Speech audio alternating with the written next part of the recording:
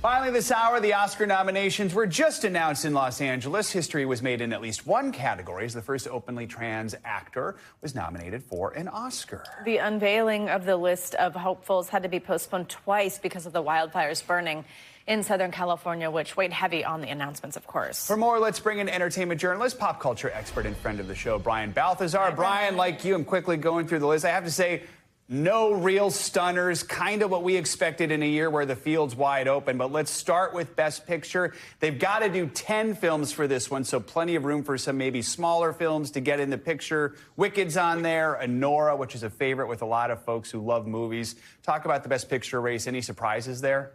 That's right. I mean, I think I'm not super surprised. As you said, we have The Brutalist, A Complete Unknown, Conclave, we all expected that one, Dune Part 2, which doesn't show up in a lot of the other ones, but again, we see 10 nominations here. Emilia Pérez, we expected. I'm Still Here. Nickel Boys, I would say, was one that was kind of on the fence. A lot of critics and reviewers weren't sure if that was going to make it. The Substance, which I think we'll be talking a lot about in the coming weeks because Demi Moore will be talking about in a minute. And Wicked. I think what people were probably most struck by is that a lot of them said nominees yet to be determined because, of course, as you said, the delays due to the wildfires, paperwork, and voting was all delayed because of the tragedy happening out in California right now.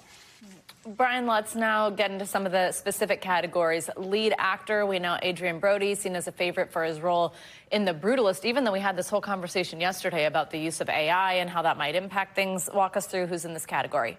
Sure, that's right. We have Adrien Brody, we have Timothée Chalamet for A Complete Unknown, Coleman Domingo for Sing Sing, Ralph Fiennes for Conclave, and Sebastian Stan for The Apprentice. We thought maybe he had two shots because he was in two really incredible films this year. So I don't think there were many surprises here, although, you know, there was some talk about Adrien Brody, the producers using AI to help his Hungarian accent in the film. Apparently that didn't play a role. Of course, much of the voting for this did take place before this story was widely known. But again, he won the Golden Globe, so I think he's got a very good shot at the Oscar as well. Yeah, the question now is if the AI controversy will pick up steam when it comes to the actual voting. We're going to have to wait and see. I mean, Adrien already has an Oscar, so, you know, he's probably okay if he doesn't. He's okay. Yeah, all right, let's get to Best Actress here. History made Karla Sofía Gascón the first openly trans woman, picking up a Best Actress nomination for Emilia Pérez. Cynthia Erivo did make it. There was some question whether she'd make it or whether she'd have to wait for her second year.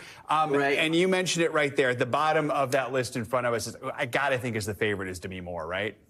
I do. I mean, I think, you know, she mentioned when she won the Golden Globe, that's the first time she's ever won an award for her performances in acting. So I'm rooting for her. I think we have a lot of great people to choose from, though, in this category. It's going to be a very interesting event. We mentioned AI already, Brian. What do you think about when it comes to voting? Do you think, like, we know we got to this point already kind of in tandem with that story picking up steam. So now when people go to vote, you think it could have an impact? I think it may. You know, as you know, we've talked about this together over the past couple of years, the rules about AI, and now that we're really confronting it in such a way, I think we've known, you know, CGI has been happening on actors' faces for a long time. Now we're hearing it manifest in their voices and their performances a little bit more than we've ever seen before. So I think there are going to be some people that are a little bit soured by The Brutalist. Sofía Gascón, her voice was enhanced to hit some of the high notes. I don't think that's going to affect her, but I think when it comes to actual spoken performances, it might. Let's hit on Best Director here. We got Sean Baker for Anora, Brady Corbet for The Brutalist. John Chu for Wicked did not get nominated. No. Maybe not a total surprise. What do you think? Well, right, I know. I mean, we kind of got a clue when the Golden Globe nominations came out and he didn't get nominated either. But, you know, there are 10 nominees for Best Motion Picture. And there, as you can see, there's only 5 for Best Director. Not everyone can get nominated. So I'm not super shocked, but I think he's got to be obviously very disappointed. The team at Wicked has to be a little disappointed this morning.